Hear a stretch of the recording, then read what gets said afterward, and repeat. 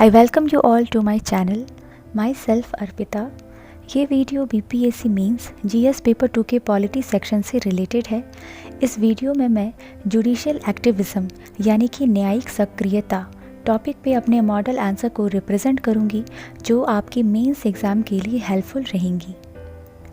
जैसा कि आप सभी स्क्रीन पे देख पा रहे हैं, यहाँ पे मैंने BPSC मेंस में जुडिशियल एक्टिविज़म यानी कि न्यायिक सक्रियता से पूछे गए कुछ प्रीवियस ईयर्स के क्वेश्चंस लिए हैं।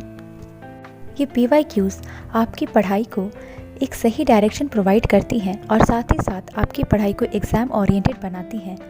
और PYQs ये भी बतलाती हैं कि आप किसी भी टॉपिक्स को कितने डेप्थ में पढ़ें। So the first question is what is judicial activism यानी कि न्यायिक सक्रियता क्या है। आपको इसका मीनिंग बताना है और जुडिशियल एक्टिविज़म को आपको इवैल्यूएट करना है। और दूसरा क्वेश्चन है कि न्यायिक सक्रियता से आप क्या समझते हैं।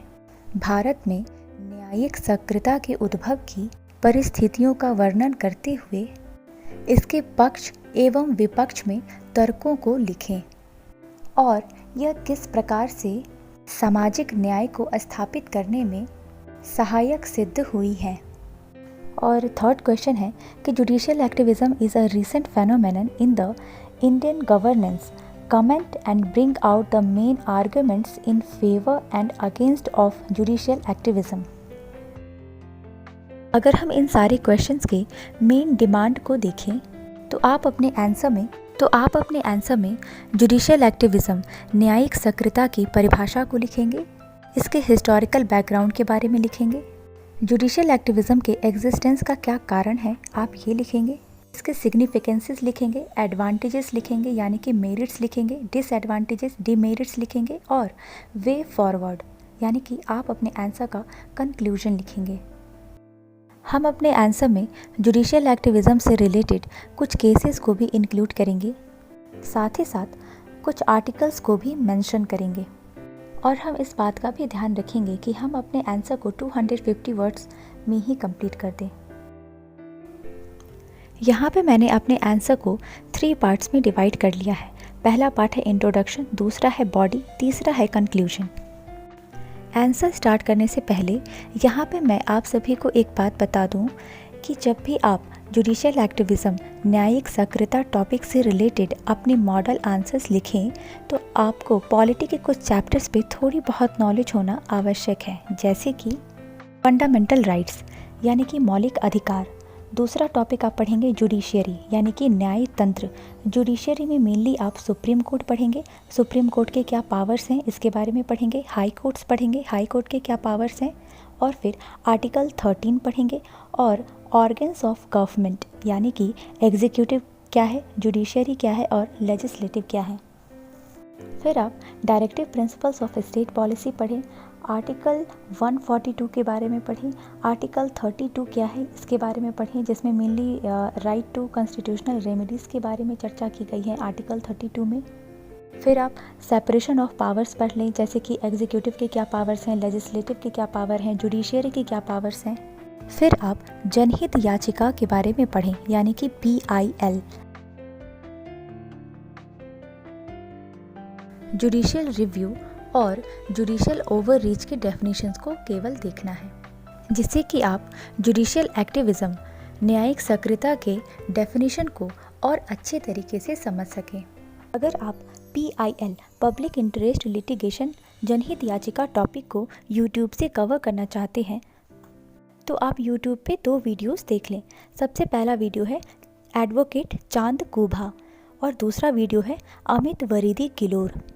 इन दोनों के वीडियोस आपको स्टडी IQ पे मिल जाएंगे, वहाँ से आप पब्लिक इंटरेस्ट लिटिगेशन वाले टॉपिक को कवर कर सकते हैं।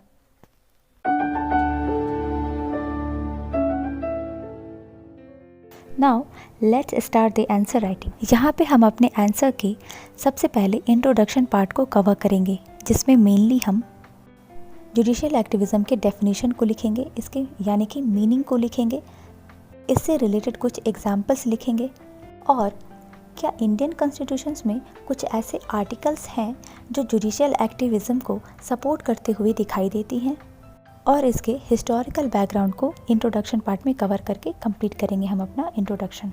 जुडिशियल एक्टिविज्म, न्यायिक सक्रियता का तात्पर्य जुडिशियरी की सक्रियता से है, यानी कि न्यायालय के सक्रियता से है। यह न्यायालय के उस भूमिका से संबंधित है जिसके तहत जुडिशियरी कार्यपालिका तथा विधायिका को अपने संवैधानिक दायित्वों का पालन करने के लिए सकारात्मक निर्देश देती हैं, जिसके तहत सोसाइटी में जस्टिस और नागरिकों के राइट्स की सुरक्षा की जाती है, जिसका उद्देश्य आमतौर पर लोक कल्याणकारी भावना होती है। अगर हम दूसरे तरीके से इसे समझने का प्रयास करें तो जुडिशियल एक्टिविज्म का मतलब ये है कि जब न्यायपालिका अपने कार्य क्षेत्र से बाहर आकर के लेजिस्लेटिव और एग्जीक्यूटिव के कार्य भी करने लगती हैं, तो इसे ही हम जुडिशियल एक्टिविज्म कहते हैं। यहाँ पे आप एक वाक्य देख रहे हैं कि न्यायपालिका अपने कार्य क्षेत्र से बाहर आकर के कार्य करती है। इसका मतलब क्या है? आइए सबसे पहले इस वाक्य को समझते हैं, क्योंकि ये टॉपिक जुडिशियल एक्टिविज्म के टॉपिक इसी वाक्य पे केंद्रित है। इसे समझने के लिए हम सेपरेशन ऑफ पावर्स, शक्तियों का पृथक्करण वाले टॉपिक को 2 या 3 लाइन में समझ लेते हैं। सेपरेशन ऑफ पावर्स, शक्तियों का पृथक्करण। तो यहाँ किनके बीच में शक्तियों के पृथक्करण की बात कही जा रही है? तो इसका आंसर है एग्जीक्यूटिव, जुडिशियरी और लेजिस्लेटिव, कार्यपालिका, न्यायपालिका और विधायिका के बीच में शक्तियों के पृथक्करण की बात कही जा रही है।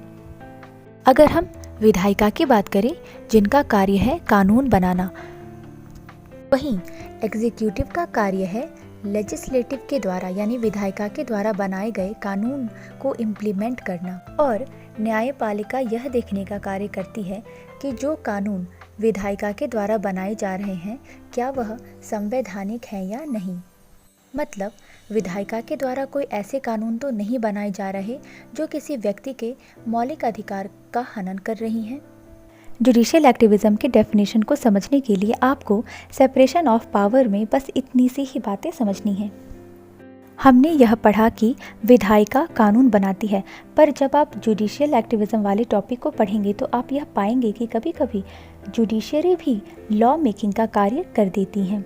इसे ही हम जुडिशियल एक्टिविज्म कहते हैं, यानी कि जब न्यायपालिका अपने कार्य क्षेत्र से बाहर आकर लेजिस्लेटिव और एग्जीक्यूटिव के कार्य भी करने लगती हैं, तो इन्हें ही हम जुडिशियल एक्टिविज्म कहते हैं। यहाँ पे हमने जुडिशियल एक्टिविज्म के डेफिनेशन को अच्छे से एक्सप्लेन कर लिया है। अब हम जुडिशियल एक्टिविज्म से रिलेटेड कुछ उदाहरण भी लिखेंगे, जैसे कि right to education, right to privacy, स्वच्छ वायु, मानव का अधिकार, विशाखा गाइडलाइन। विशाखा गाइडलाइन की अगर बात की जाए तो यह महिलाओं के साथ वर्क प्लेस पे होने वाली सेक्सुअल हैरेसमेंट से रिलेटेड है। ये सारी चीज़ें जुडिशियल एक्टिविज्म के कारण ही संभव हो पाई हैं।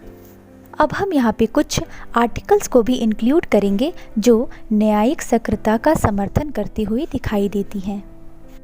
यदि हम भारतीय कॉन्स्टिट्यूशन के संदर्भ से देखें तो आर्टिकल 32, 142 न्यायिक सक्रियता को समर्थन करती हुई दिखाई पड़ती है। आर्टिकल 32 में मेनली संवैधानिक उपचारों के अधिकार के बारे में बात की गई है, राइट टू कॉन्स्टिट्यूशनल रेमेडीज। और हम सभी यह जानते हैं कि हमारे मौलिक अधिकारों का संरक्षक सुप्रीम कोर्ट है तथा अनुच्छेद 32 के अंतर्गत सुप्रीम कोर्ट नागरिकों के मौलिक अधिकारों की रक्षा के लिए रिट जारी कर सकती हैं, जैसे कि बंदी प्रत्यक्षीकरण, हबियस कॉर्पस। दूसरा है मैंडेमस, परमादेश। तीसरा रिट है प्रोहिबिशन, प्रतिषेध।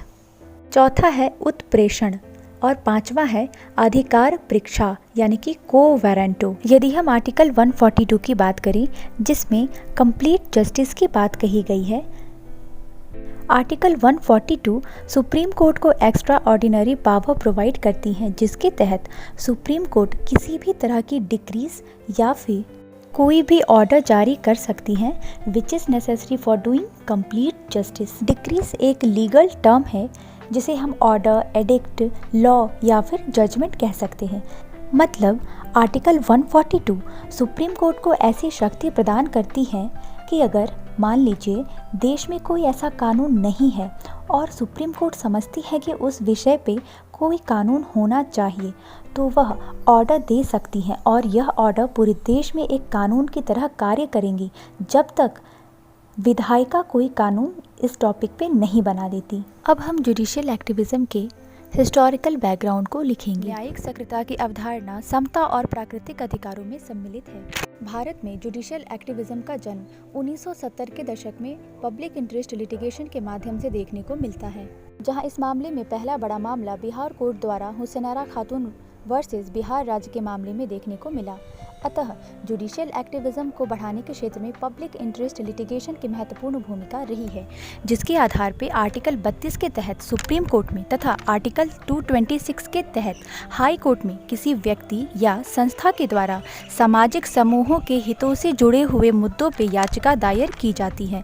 इसके कुछ और एग्जाम्पल हैं, जैसे कि MC Mehta versus union of India और हुसैनारा खातून versus state of Bihar. Hussainara Khatoon versus state of Bihar की यह कहानी है कि दिसंबर 1979 में मिसेस कपिला हिंगोरानी नामक एडवोकेट के द्वारा पहली बार जनहित याचिका PIL सुप्रीम कोर्ट में दायर की गई थी। यह याचिका बिहार जेल के कैदियों से संबंधित, जिसमें सुप्रीम कोर्ट के द्वारा प्रिजनर्स के लिए हबियस कॉर्पस रिट जारी की गई थी तथा स्पीडी ट्रायल और फ्री लीगल एड की बात कही गई थी। इस केस को हम एक एग्जाम्पल से समझते हैं कि मान लीजिए एक व्यक्ति को किसी जुर्म में 2 साल की सज़ा होती है, लेकिन कोर्ट पे केसेस के ओवरबर्डन होने के कारण वह व्यक्ति 5 साल से जेल में ही है। सेम यही सिचुएशन बिहार जेल के कैदियों के साथ भी थी तथा यही समस्या को देखते हुए एडवोकेट कपिला हिंगोरानी ने सुप्रीम कोर्ट में याचिका दायर की थी। अतः इनके प्रयासों से प्रिजनर्स की रिहाई हुई थी। यहाँ पे हम थोड़ा सा पब्लिक इंटरेस्ट लिटिगेशन के बारे में भी समझ लेते हैं। भारत में जस्टिस PN भगवती को PIL का जनक माना जाता है। हिंदी में इसे जनहित याचिका कहा जाता है, मतलब जनता के हित के लिए याचिका, और यह जुडिशियल एक्टिविज्म का परिणाम है। PIL को दूसरे नामों से भी जाना जाता है, जैसे कि सोशल इंटरेस्ट लिटिगेशन, तथा PIL के तहत गरीबों तक न्याय की पहुंच सुनिश्चित हो पाती है। PIL का सिंपल सा मतलब ये है कि जब किसी व्यक्ति या संस्था के द्वारा सामाजिक समूहों के हितों से जुड़े हुए मुद्दों को लेकर के अगर कोर्ट में याचिका दायर की जाती है तो इसे ही हम PIL कहते हैं, पब्लिक इंटरेस्ट लिटिगेशन। आर्टिकल 32 के तहत सुप्रीम कोर्ट में तथा आर्टिकल 226 के तहत हाई कोर्ट में जनहित याचिका दायर की जाती है। यहाँ पे हमने अपने आंसर का इंट्रोडक्शन पार्ट कंप्लीट कर लिया है। अब हम जुडिशियल एक्टिविज्म के एग्जिस्टेंस का कारण जानेंगे, मतलब न्यायिक सक्रियता क्यों एग्जिस्ट करती हैं। आइए हम इनके कारणों को जानते हैं। सबसे पहला कारण है राजनीतिक अस्थिरता और शून्यता के कारण। दूसरा कारण है न्यायिक उत्साह, मतलब न्यायाधीशों के द्वारा समाज सुधार में भागीदार बनने की इच्छा। तीसरा है लोक कल्याणकारी राज्य के प्रति न्यायपालिका की सक्रियता। चौथा कारण है जब विधायिका और कार्यपालिका अपने दायित्वों को सही से नहीं निभा पाती, तब न्यायालय एक्टिव रोल प्ले करने लगती हैं, जिसे हम जुडिशियल एक्टिविज्म कहते हैं। पांचवा है जब सरकार सत्ता प्राप्ति को ही अपना अंतिम लक्ष्य मान लेती है। छठा कारण है जनता द्वारा कोर्ट पे विश्वास जताना, because judiciary has a huge respect in our society, क्योंकि लोगों में यह विश्वास है कि अगर विधायिका और कार्यपालिका उनके प्रॉब्लम्स को सॉल्व नहीं कर पा रही हैं तो एक न्यायपालिका ही है जो उनके प्रॉब्लम्स को सॉल्व कर पाएंगी, तथा इस कारण से भी जुडिशरी को एक्टिव रोल प्ले करना पड़ता है। सातवां कारण है नागरिकों के अधिकारों एवं स्वतंत्रता के संरक्षण में न्यायपालिका की प्रमुख भूमिका होना। अगर आपने फंडामेंटल राइट और सुप्रीम कोर्ट वाले चैप्टर को पढ़ा है तो आपने यह पढ़ा होगा कि हमारे फंडामेंटल राइट्स को न्यायपालिका का संरक्षण प्राप्त है। सुप्रीम कोर्ट हमारे फंडामेंटल राइट्स की गार्जियन और प्रोटेक्टर हैं। अतः इससे यह बात क्लियर होती है कि नागरिकों के अधिकारों एवं स्वतंत्रता के संरक्षण में न्यायपालिका की प्रमुख भूमिका है, और इस कारण से हमें जुडिशियल एक्टिविज्म देखने को मिलती है। आठवां कारण है भारतीय कॉन्स्टिट्यूशन के कुछ प्रावधान हैं जो न्यायपालिका को कानून बनाने की संभावना प्रदान करते हैं, जैसे कि आर्टिकल 142। 9वां कारण है विधायी निर्वात, लेजिस्लेटिव वैक्यूम।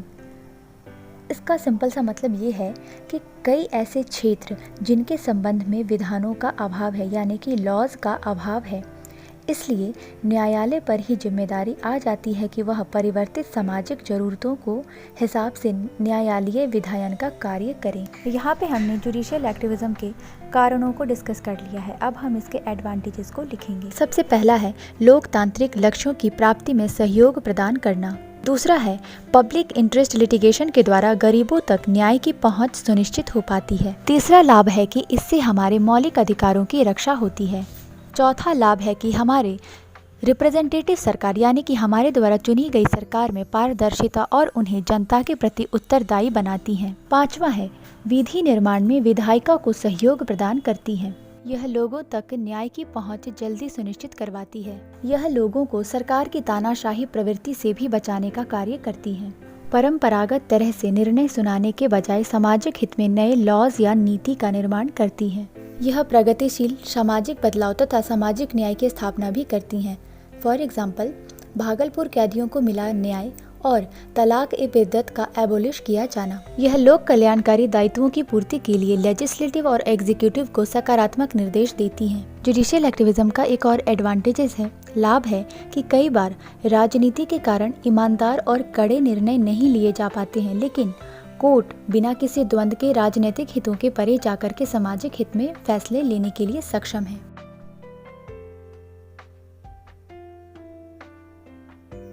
यहाँ पे हमने न्यायिक सक्रियता जुडिशियल एक्टिविज्म के एडवांटेजेस मतलब लाभ को कंप्लीट कर लिया है। अब हम इसके डिसएडवांटेजेस को लिखेंगे। न्यायिक सक्रियता के कुछ डिसएडवांटेजेस भी हैं, जैसे कि कार्यपालिका एवं न्यायपालिका के मध्य टकराव पैदा होता है। यहाँ पे आप आधार कार्ड वाले मैटर का एग्जाम्पल दे सकते हैं। इससे न्यायिक अवमानना में वृद्धि होती है। तीसरा डिसएडवांटेज है कि लोगों के द्वारा चुनी गई सरकार पे उनका विश्वास कम हो जाता है। जुडिशियल एक्टिविज्म शक्ति पृथक्करण सिद्धांत को भी प्रभावित करती है। जुडिशियल एक्टिविज्म के एक यह भी डिसएडवांटेज है कि अत्यधिक PIL के कारण कोर्ट्स पे अनावश्यक दबाव की वृद्धि हो जाती है। कभी न्यायिक सक्रियता के कारण कार्यपालिका के कार्यों में रोक आ जाती है। यहाँ पे आप एनवायरनमेंट से रिलेटेड कुछ, पब्लिक इंटरेस्ट लिटिगेशन से रिलेटेड कुछ आप यहाँ पे एग्जांपल दे सकते हैं। न्यायिक सक्रियता के एक और डिसएडवांटेज है कि कभी कभी judicial activism judicial over reach में कन्वर्ट हो जाती है। यहाँ पे हमने जुडिशियल एक्टिविज्म के डिसएडवांटेजेस को अब कंप्लीट कर लिया है। अब हम जुडिशियल एक्टिविज्म के कंक्लूजन पार्ट को एक बैलेंस्ड वे में कंप्लीट करेंगे। यह सत्य है कि इतिहास में ऐसे कई लैंडमार्क ऐतिहासिक फैसले लिए गए हैं जहां पे जुडिशियरी ने एक्टिव रोल निभाते हुए पार्लियामेंट का रोल निभाया है और कई केसेस को सुलझाया है जो आज की तारीख में वेल सेटल्ड कानून है। निसंदेह इसने लोकतांत्रिक व्यवस्था को मजबूत आधार प्रदान करते हुए सामाजिक न्याय की भी स्थापना की है, परंतु यह भी आवश्यक है कि न्यायपालिका संविधान के द्वारा निर्धारित सीमाओं का स्वीकार करें और गवर्नमेंट के तीनों अंग एक दूसरे के साथ साथ संतुलन बनाते हुए सम्मान की भावना के साथ कार्य करें, क्योंकि एग्जीक्यूटिव, जुडिशियरी और लेजिस्लेटिव का संतुलन ही भारतीय लोकतंत्र एवं संविधान का आदर्श है और इस त्रिकोण का बना रहना लोकतंत्र के लिए आवश्यक है। अगर ये वीडियो आप लोगों के लिए हेल्पफुल रही है तो आप मेरे चैनल को सब्सक्राइब कर लें और नोटिफिकेशन को भी ऑन कर दें ताकि जब भी मैं नेक्स्ट वीडियो अपलोड करूं तो आपको इसका नोटिफिकेशन मिल पाए।